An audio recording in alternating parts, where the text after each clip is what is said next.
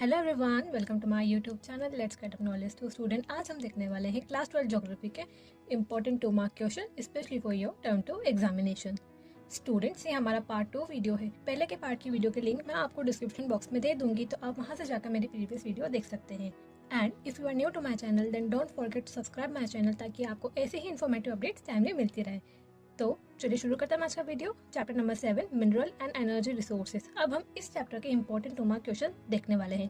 So question number 31, define metallic minerals and non metallic minerals. इन दोनों को हमें डिफाइन करना है। तो देखते हैं इनका आंसर। मेटेलिक मिनरल्स, तो क्या होता है metallic minerals? Metallic minerals are the minerals which can be melted to obtain new products. Metallic minerals ऐसे मिनरल्स होते हैं जिन्हें हम मेल्ट करके दूसरे ऑब्जेक्ट बना सकते हैं। Fine. Now non metallic minerals. Non metallic minerals क्या होते हैं? Non metallic minerals are minerals that have no metallic lustre.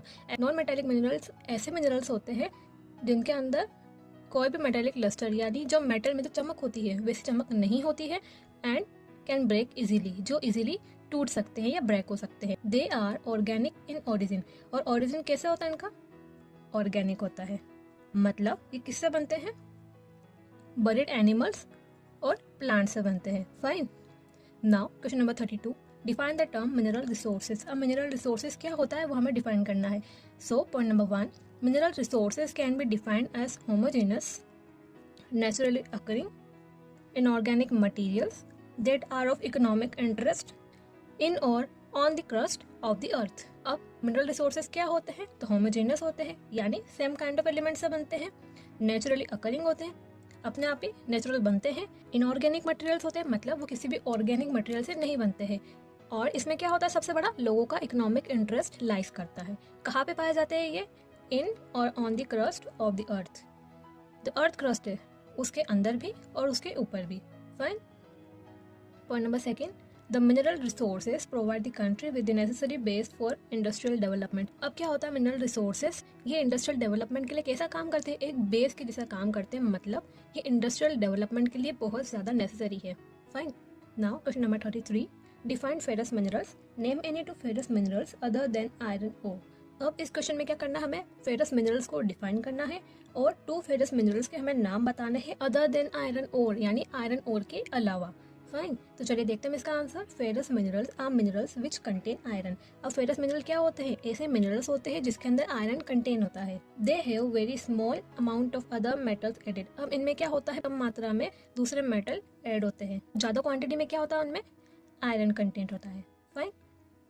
Now 2 ferrous minerals other than iron ore are, और आयरन ओर के अलावा 2 फेरस मिनरल्स कौन से हैं? तो first manganese and second chromium. Okay. Now question number 34, where are most of the metallic minerals found in India? How many minerals are mined in India. मतलब इस question में हमसे ये पूछा गया है कि कहाँ पे हमारे इंडिया में सबसे ज्यादा मेटेलिक मिनरल्स पाया गया है, और साथ में ये भी बताना है कि अब तक कितने मिनरल्स हमारे इंडिया में माइंड हो चुके हैं। तो देखते हैं इसका answer. Point number 1, most of the metallic minerals in India occur in peninsular plateau region. कौन से रीजन में?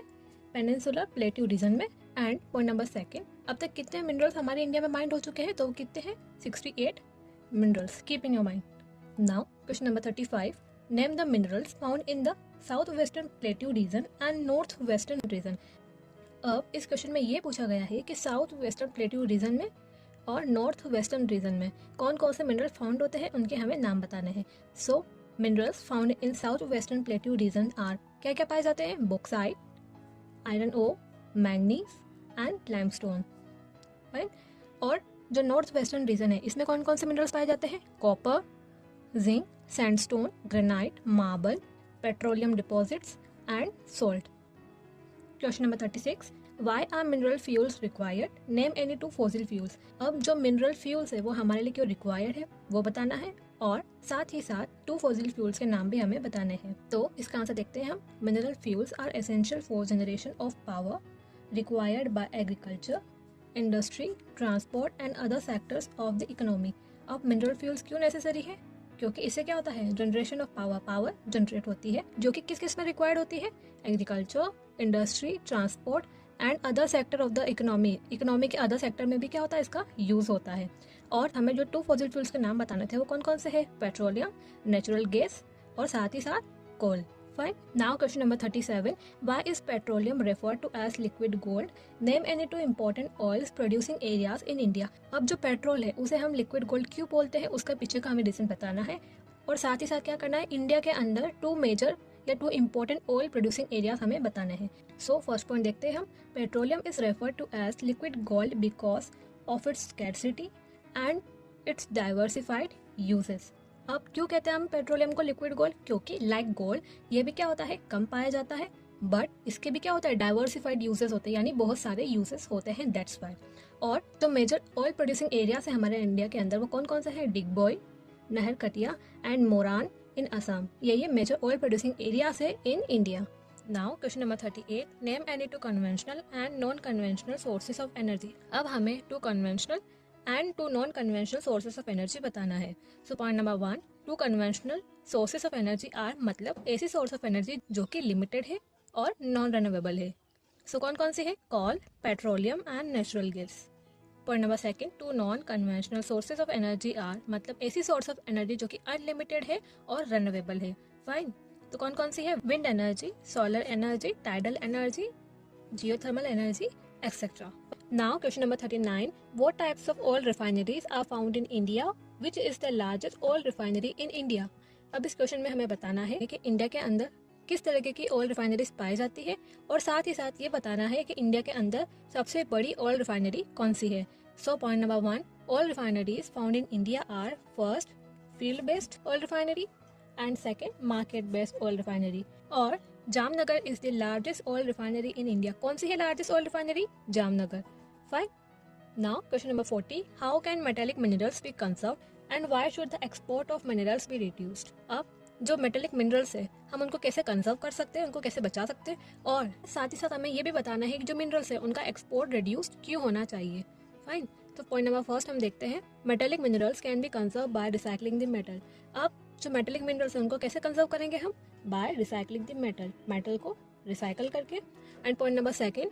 Export of minerals should be reduced so that the existing reserve may be used for a longer period. और export है minerals का वो क्यों reduce होना चाहिए? ताकि जो एग्जिस्टिंग रिसोर्सेज है हमारे पास उनको हम लॉन्गर टाइम के लिए यूज कर सके, that's why. Now chapter 9. Planning and sustainable development in Indian context. हम इस चैप्टर के इंपॉर्टेंट 2 मार्क क्वेश्चन देखेंगे. So question number 41. Explain the 2 approaches to planning.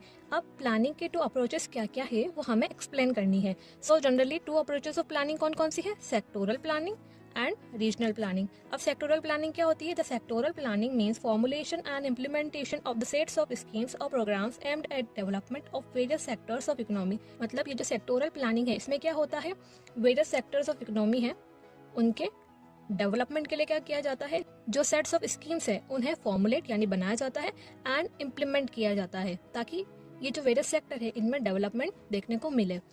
Point number 2. Regional planning. अब रीजनल प्लानिंग क्या होता है? तो the regional planning means making the plans to reduce development imbalance in a particular reason.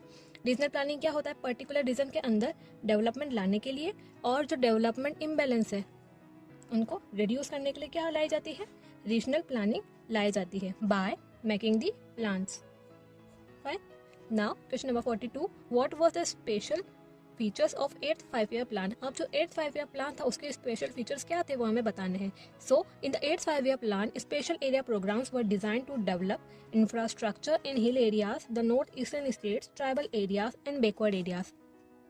मतलब जो 8th 5-year plan था उसमें क्या किया गया? स्पेशल एरिया प्रोग्राम्स लाए गए ताकि क्या हो, इंफ्रास्ट्रक्चर डेवलप्ड हो. और कहाँ पे? In hill areas, in the northeastern states, in tribal areas and in the backward areas. Okay. Now question number 43. What environmental problems are being faced at Indira Gandhi Canal Command Area? अब जो Indira Gandhi canal command area है वहाँ पे जो environmental problems है वो कौन कौन सी देखी गई थी? सो कौन कौन सी प्रॉब्लम देखी गई थी? वाटर लॉगिंग, जल भराव की प्रॉब्लम और soil salinity. The intensive irrigation and excessive use of water has led to the emergence of twin environmental problem of water logging and soil salinity in the Indira Gandhi canal command area. अब ये दोनों problem किस वजह से हुई? तो intensive irrigation, high level पे क्या हो रहा था? इरिगेशन हो रहा था and excessive use of water, water का एक्सेस में यूज हो रहा था. तो उसकी वजह से क्या हुआ? 2 इन्वायरमेंटल प्रॉब्लम्स हमें देखने को मिली विच इज वाटर लॉगिंग, जल भराव की प्रॉब्लम और सॉइल सैलिनिटी यानी जो मिट्टी है उसमें खारापन देखने को मिला इन दी Indira Gandhi Canal Command Area. Okay. Now question number 44. How has the Gadi tribal community of Bharmor region maintained a distinct identity? अब जो भरमौर रीजन है वहाँ पर जो गादी ट्राइबल कम्युनिटी रहती थी तो उन्होंने अपनी डिस्टिंक्ट आइडेंटिटी कैसे मेंटेन रखी? Point number first, they practice transhumance in the Himalayan region. वो क्या करते थे? हिमालयन रीजन में ट्रांस ह्यूमन्स प्रैक्टिस को फॉलो करते थे. फाइन. और point number second, they converse to Gadiyali dialect. अब वो लोग किस भाषा में कन्वर्सेशन करते थे या बातचीत करते थे? तो गदियाली डायलेक्ट में बातचीत करते थे. Point number third, they practice agriculture and allied activities such as sheep and goat rearing. क्या प्रैक्टिस करते थे? एग्रीकल्चर तो प्रैक्टिस करते थे पर उसके साथ कुछ अलाइड एक्टिविटीज भी करते थे जैसे sheep and goat rearing. Fine. Now question number 45. When was the Indira Gandhi Canal project launched? What is the extent of the Indira Gandhi Canal? अब जो इंदिरा गांधी कैनाल प्रोजेक्ट है वो कब लॉन्च हुआ था और साथ ही साथ हमें ये भी बताना है कि जो इंदिरा गांधी कैनाल है उसका एक्सटेंट क्या था. तो देखते हैं point number 1. It is one of the largest canal system in India. Conceived by Kanwar Sen in 1948, this project was launched on 31st March 1958 that transformed a desert into Greenland. अब जो Indira Gandhi canal है वो India की largest कैनालों में से एक है और ये जो कैनाल प्रोजेक्ट है इसे किसने कंसीव किया था या किसने इसे बनाने का आइडिया दिया था? तो वो थे कंवर सेन इन 1948. उन्होंने ये कंसीव किया था या आइडिया दिया था. तो this project was launch on 31st March 1958. ये जो प्रोजेक्ट है वो कब लॉन्च हुआ था? On 31st March 1958. That transform a desert into green land. और इस प्रोजेक्ट ने क्या किया? एक डेजर्ट को एक ग्रीनलैंड में ट्रांसफॉर्म कर दिया या बदल दिया. Point number second, the canal originate at Harike barrage in Punjab. कहाँ से ओरिजिनेट होती है? At Harike barrage in Punjab and runs parallel to Pakistan border. और किसके पैरेलल में चलती है? पाकिस्तान बॉर्डर के पैरेलल में चलती है. At an average distance of 40 kilometre in Thar desert या Marusthali of Rajasthan. Question number 46. What factor determines the human environment interaction. अब जो ह्यूमन और एनवायरनमेंट का इंटरेक्शन होता है वो कौन कौन से फैक्टर डिटरमाइन करते हैं वो हमें बताना है. सो कौन कौन से फैक्टर है वो? Point number 1, the level of technology. Technology का लेवल भी क्या करता है? एक इंपॉर्टेंट रोल प्ले करता है. Point number second, institution nurtured by a society. जो सोसाइटी है उसके थ्रू जो इंस्टीट्यूशन डेवलप किए गए वो डिटरमाइन करते हैं ह्यूमन और एनवायरनमेंट का interaction. Fine. Now question number 47. Define the term development. अब डेवलपमेंट क्या होता है उस टर्म को हमें डिफाइन करना है in our answer. Point number 1, the term development is generally used to describe the state of particular societies and the process of changes experience by them. अब जो टर्म डेवलपमेंट है वो जनरली क्या बताता है? The state of particular society. किस तरीके की सोसाइटी है वो बताता है और उनमें किस तरीके से चेंजेस आया वो बताता है. Point number second, the concept of development is dynamic. कैसा कंसेप्ट है डेवलपमेंट? डायनामिक कंसेप्ट है and has evolved during the second half of 20th century. अब कब इवॉल्व हुआ था? during the second half of 20th century. Point number 3, it also includes the issues such as improving the well-being. कैसे कैसे issues involve होते हैं इसके अंदर? improve the well-being and living standard of people, availing of health, education, quality of opportunity and ensuring political and civil right. Fine. Question number 48, what does sustainable development take care of? अब जो sustainable development है वो किस किस चीज का ध्यान रखता है वो हमें बताना है. So point number 1, sustainable development take care of ecological, social and economic aspects of development during the present time. Present time के अंदर अंदर किस चीज का ध्यान रखता है? Ecological, social and economic aspect of development का ध्यान रखता है. And pleads for conservation of resources. किसके लिए प्लीड करता है? Conservation of resources. रिसोर्सेज को कंजर्व करने के लिए. To enable the future generation to use this resources. ताकि जो फ्यूचर जनरेशन है वो भी उन रिसोर्सेज को यूज कर सके in the future. Point number second, it takes into account the development of whole human kind which have common futures. और किस इसको ये अकाउंट में लेता है या किस किस चीज का ये ध्यान रखता है कि डेवलपमेंट ऑफ होल काइंड हो, यानी पूरे जो ह्यूमन काइंड है उनका डेवलपमेंट हो और सबका कॉमन फ्यूचर हो. Fine. Now chapter 10, transport and communication. अब हम इस चैप्टर के इंपॉर्टेंट 2 मार्क क्वेश्चन देखेंगे. So question number 49, what are national highways. National highways क्या होता है वो हमें बताना है. Which is the longest national highway of India. और इंडिया का लॉन्गेस्ट नेशनल हाईवे कौन सा है? So point number 1, the national highway are the networks of highways that is managed and maintained by agencies of the government of India. क्या होता है national highway? तो network of highways. Highways का क्या होता है? नेटवर्क, जो कि किसके थ्रू मैनेज एंड मेंटेन किया जाता है? By the agencies of government of India. और point number 2, national highway number 7 NH7 from Varanasi to Kanyakumari is the longest national highway of India. Fine. Now, question number 50. State the main functions of National Highways Authority of India NHAI. अब हमें इसके main functions बताने हैं. सो क्या है इसके main functions? Point number 1, development of the national highways across India.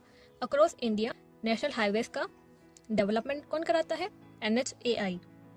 Point number 2, maintain the national highways and ensure the safety. अब जो नेशनल हाईवेज है उनका मेंटेन करना और उनकी सेफ्टी को इंश्योर करना, ये NHAI का काम है. Now question number 51. Why did शेर शाह सूरी बिल्ड द शाही और रॉयल रोड. अब जो शेर शाह सूरी है उन्होंने जो शाही और रॉयल रोड क्यों बनाए थे, इसके पीछे का हमें रीजन देना है. So Sher Shah Suri built the Shahi या royal road from the Indus valley to the Sonar valley in Bengal to strengthen and consolidate his empire. जो शेर शाह सूरी है उन्होंने जो रॉयल बनाया था, कहाँ से? इंडस वैली से सोनार वैली इन बंगाल तक. किस लिए बनाया था? ताकि वो जो उनका एम्पायर है उसे स्ट्रेंथन यानी मजबूत कर सके और कंसोलिडेट कर सके यानी संगठित कर सके या एक साथ कर सके. That's why. Now question number 52. Explain the term golden quadrilateral. जो गोल्डन क्वाड्रिलेटरल जो टर्म है उसको हमें एक्सप्लेन करना है. So point number 1, golden quadrilateral comprises construction of 5846 kilometre long 4 और 6 लेन. तो क्या कंप्राइज होता है गोल्डन क्वाड्रिलेटरल में? तो इसमें कंप्राइज होता है construction of 5846 kilometre long 4 lane बनाना, हाई डेंसिटी ट्रैफिक कॉरिडोर बनाना, और to connect India's 4 big metro cities of Delhi, Mumbai, Chennai and Kolkata. इन चारों मेट्रो सिटीज को कनेक्ट करना. So point number 2, with the construction of golden quadrilateral the time, distance and cost of movement among the mega cities of India will be considerably minimized. मतलब क्या हुआ है golden quadrilateral के construction से जो mega cities है उन तक जाने का टाइम, डिस्टेंस और कॉस्ट ऑफ मूवमेंट वो काफी कम हो गया है. Now question number 53. Why was inland waterways authority of India setup. अब इस क्वेश्चन में हमें ये पूछा गया है कि जो inland waterways authority of India है वो क्यों सेटअप हुई थी. So point number 1, the inland waterways authority of India वो सेटअप इन 1986. कब सेटअप हुई थी? In the year 1986. Point number 2, it was setup for the development, maintenance and regulation of national waterways in the country. So जो हमारी inland waterways authority of India है वो इसलिए setup हुई थी ताकि नेशनल वाटरवेज है इन आर कंट्री उनका डेवलपमेंट हो सके, उनका मेंटेनेंस हो सके और उनका रेगुलेशन हो सके. Fine. Now question number 54. How do oceanic routes play an important role in the transport sector of India. अब जो ओशनिक रूट्स है वो हमारे इंडिया के ट्रांसपोर्ट सेक्टर में कैसे इंपॉर्टेंट रोल प्ले करता है वो हमें बताना है. So point number 1, oceanic routes play an important role in the transport sector of India's economy and is indispensable to foreign trade. अब जो हमारे इंडिया का जो ट्रांसपोर्ट सेक्टर है उसमें ओशनिक रूट्स बहुत इंपॉर्टेंट रोल प्ले करते हैं और ये क्या है? Indispensable to foreign trade. मतलब ये बहुत वाइटल रोल प्ले करते हैं in the foreign trade. Point number 2, approximately 95% of India's foreign trade by volume and 70% by value move through ocean routes. Approximately कितना? 95% of India's foreign trade by volume and 70% by value moves through ocean routes. Fine. Now question number 55. What is the importance of backwaters in Kerala. अब जो केरला में जो backwaters देखा जाता है उसकी importance क्या है वो हमें बताना है. So point number 1, the backwaters kadal of Kerala has special significance in inland waterways. अब जो कदाल है जो कि बैकवाटर्स ऑफ केरला उसकी एक इनलैंड वाटरवेज में एक स्पेशल सिग्निफिकेंस है, ये स्पेशल इंपॉर्टेंस है. Apart from providing cheap means of transport, they are also attracting large number of tourists in Kerala. अब क्या है, ये हमें सस्ते में ट्रांसपोर्ट प्रोवाइड करने के साथ साथ क्या करता है? लार्ज नंबर ऑफ टूरिस्ट है उनको केरला में अट्रैक्ट करता है. Point number 2, the famous Nehru trophy boat race which is Vallamkali is also held in the back waters. अब जो फेमस बोट रेस होती है Nehru trophy boat race which is Vallamkali, वो कहाँ पे होती है? वो इन्हीं बैक वाटर्स में हेल्ड होती है. Now question number 56, right a brief history of air transport in India. अब इंडिया में जो एयर ट्रांसपोर्ट है उसकी ब्रीफ हिस्ट्री हमें बतानी है. Name the 2 corporation that manage the air transport of India. अब 2 कॉर्पोरेशंस के नाम बताने हैं जो हमारे इंडिया के अंदर एयर ट्रांसपोर्ट को मैनेज करते हैं. So point number 1, air transport in India made a beginning in 1911. कब इसकी बिगिनिंग हुई थी? In the year 1911 when air mail operation commenced over a little distance of 10 kilometre between Allahabad and Naini. So कब शुरू हुआ था ये? जब हमारी कंट्री में एयर मेल ऑपरेशन शुरू हुआ था तब. और कितने डिस्टेंस ने शुरुआत में कवर करी थी? 10 kilometre between Allahabad and Naini. Fine. So point number second, the air transport in India was managed by two corporation. कौन सी टू कॉर्पोरेशन है? Air India and Indian airlines after nationalisation. जो हमारी कंट्री में नेशनलाइजेशन आया था उसके बाद में ये टू कॉर्पोरेशन हमारे इंडिया में एयर ट्रांसपोर्ट मैनेज करती है। Fine. Now question number 57, which organisation is responsible for the safety of air transport in India? How many airports does it manage?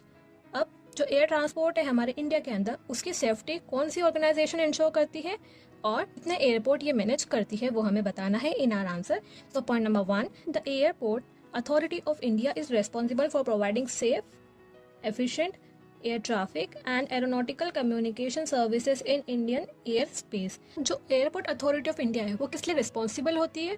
कि वो प्रोवाइड कर सके safe and efficient air traffic and aeronautical communication services. जो to aircraft के बीच में communication है वो communication services हमारे इंडियन एयर स्पेस में प्रोवाइड करे, इसके लिए रिस्पॉन्सिबल होती है। Point number second, the authority manages 126 airports including 11 international, 86 domestic and 29 civil enclaves at defense airfields. Fine. Now question number 58. What is meant by term Pawan Hans? अब पवन हंस क्या होता है वो हमें बताना है। So point number 1, Pawan Hans is the helicopter service operating in hilly areas. तो पवन हंस क्या है? हेलीकॉप्टर सर्विस है जो कहाँ ऑपरेट होती है? इन hilly areas. Point number 2, it is widely used by tourists in north eastern sector. तो ये वाइडली मीन्स सबसे ज्यादा यूज किसके थ्रू होती है? By tourist in north eastern sector. Fine. Question number 59, in how many groups can satellite system in India can be grouped? India का जो satellite system है उसे हम कितने ग्रुप्स में डिवाइड कर सकते हैं वो हमें बताना है। And describe any 2 advantages of satellite communication in India. अब जो सैटेलाइट कम्युनिकेशन है हमारे इंडिया के अंदर उसके 2 एडवांटेजेस हमें बताने हैं। देखते हैं point number 1, on the basis of configuration and purposes, satellite system in India can be grouped into 2. Point number 1, Indian National Satellite System INSAT, and second, Indian Remote Sensing Satellite System IRS. Fine. Point number 2, 2 advantages of satellite communication in India are, first, it is used for weather forecast. weather forecast करने के लिए use होता है, and monitoring natural calamities, और जो natural calamities है उनको monitor करने के लिए। Point number 2, it is use for border surveillance, और जो बॉर्डर पर जो निगरानी करने के लिए भी इसे यूज़ किया जाता है। And next point, it makes communication faster, मतलब ये हमारे कम्युनिकेशन को और फास्ट कर रहा है। Chapter 12, geographical perspective on selected issues and problem. अब हम इस चैप्टर के इंपॉर्टेंट 2 मार्क्स क्वेश्चन देखेंगे। So question number 60, what is environmental pollution? अब जो एनवायरमेंटल पोल्यूशन है वो क्या होता है? Into how many types pollution can be classified. अब जो पोल्यूशन है उसको हम कितने कितने पार्ट में क्लासिफाई कर सकते हैं ये हमें बताना है। सो देखते हैं इसका answer. Point number 1, environmental pollution. तो क्या होता है एनवायरमेंटल पोल्यूशन?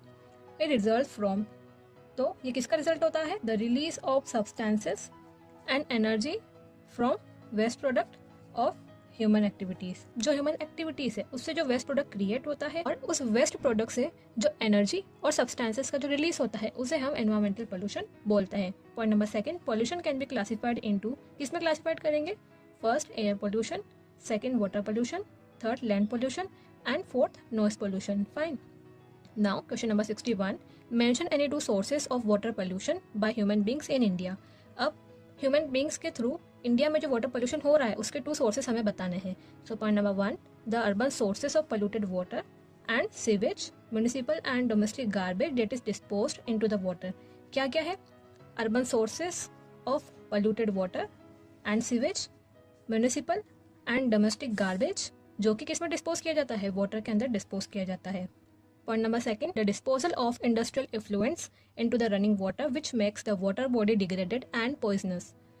जो इंडस्ट्री से जो निकलते हैं एफ्लुएंट्स वो क्या जाते हैं? रनिंग वाटर में जाते हैं, और जिसकी वजह से क्या होता है? जो वाटर बॉडी वो डिग्रेड होती है और उसका जो वाटर है वो पॉइजनस हो जाता है, और जिसकी वजह से जो एक्वेटिक लाइफ है वो डेंजर में आ जाती है। Now question number 62, mention any 2 main sources of land pollution and noise pollution in India. अब जो इंडिया के अंदर जो लैंड पोल्यूशन होता है और जो नॉइज पोल्यूशन होता है उनके 2 मेन सोर्सेज हमें बताना है। सो जो इंडिया के अंदर जो लैंड पोल्यूशन होता है उसके क्या क्या सोर्सेस है? First, untreated industrial waste. अब जो इंडस्ट्री से जो वेस्ट निकलता है वो अनट्रीट होकर निकलता है, उसकी वजह से होता है land pollution. Point number 2, excessive use of pesticides and fertilisers. अब जो फार्म्स है, खेत, उनमें जो पेस्टिसाइड और फर्टिलाइजर्स है उनका एक्सेसिव यूज होने की वजह से भी क्या होता है? लैंड पोल्यूशन होता है। And second, the sources of noise pollution in India are. अब इंडिया में जो नॉइज पोल्यूशन है उसके सोर्सेज क्या क्या है?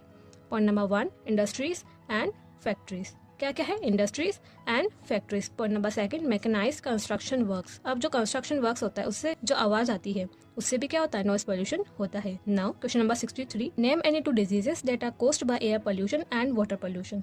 अब जो एयर पोल्यूशन और जो वाटर पोल्यूशन होता है उससे हमें कौन कौन सी डिजीजेस देखने को मिलती है। तो एयर पोल्यूशन से कौन कौन सी डिजीज हमें देखने को मिलती है। Point number 1, diseases related to respiratory system like asthma. तो इसमें क्या होता है, हमें रेस्पिरेटरी सिस्टम से जुड़ी हुई डिजीजेस देखने को मिलती है लाइक अस्थमा, और एलर्जीज भी हमें देखने को मिलती है।